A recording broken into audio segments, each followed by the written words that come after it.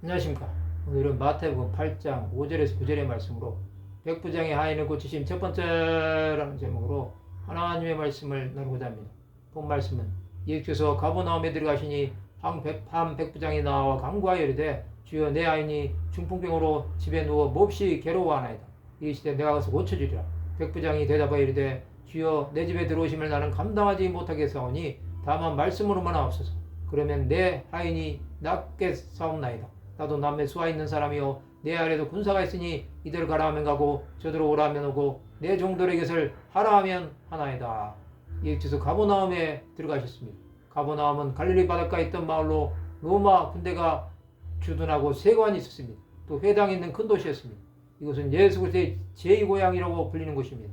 이곳에서 한 백부장이 예수께 나와 간구합니다. 그는 자신의 아인이 중풍병으로 집에 누워 몹시 괴로워한다고 말합니다. 백부장은 하인을 사랑했습니다. 그는 예수 그리스도에 대한 소문을 들었습니다. 그는 예수께서 오시면 낫겠다는 믿음이 있었습니다. 이 말씀을 들은 예수께서 내가 가서 고쳐주리라고 말씀하십니다. 예수께서는 직접 고쳐주시고자 하셨습니다. 그러나 백부장은 내 집에 들어오심을 감당하지 못하겠다고 말합니다. 그는 예수께 순종하는 믿음이 있었습니다. 그는 다만 말씀으로만 하옵소서라고 고백합니다. 그러면 내 아이 낫겠나이다 하고 말합니다. 백부장은 자신도 남의 수하에 있고 자기 아래도 군사가 있어 순종한다고 말합니다. 이것은 시키는 대로 하겠다고 자청하는 것입니다. 예수께서 무엇을 말씀하시는지 하겠다고 나서는 것은 이미 이긴 믿음입니다. 이 믿음으로 백부장은 종을 향한 사랑을 보여준 것입니다. 그는 자기 사람을 끝까지 배려한 것입니다. 그의 이런 믿음은 영혼을 향한 사랑입니다. 예수께서는 이 믿음을 보셨습니다. 우리는 하나님의 사랑으로 영혼들을 대해야 합니다. 그럴 때 하나님의 역사하심을 보게 되는 것입니다. 한 영혼을 향한 사랑은 그 사람의 믿음을 증거하는 것입니다. 예수 앞에 나왔던 사람들은 믿음을 보여준 사람들이었습니다. 그들은 그 믿음으로 구원함을 받은 것입니다. 하나님의 사람들은 자신들에게 다가오는 위기를 기회로 삼은 것입니다. 그 기회는 자주 오지 않습니다.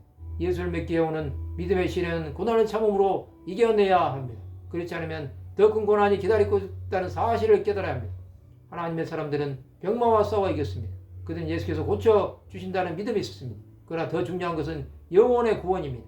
우리는 이것을 믿기에 세상 사는 것과 똑같이 행동하면 안 되는 것입니다. 우리의 사명이 다한 날까지 믿음이 변하지 않아야 합니다. 이 땅의 시간이 지나갈 때 주께서는 우리를 위해 다시 오실 것입니다.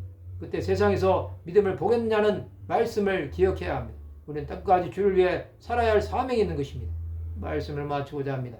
말씀만 하옵소서의 믿음으로 주 예수를 감동시키는 하나님의 백성들이 되시기를 주님의 이름으로 축원합니다.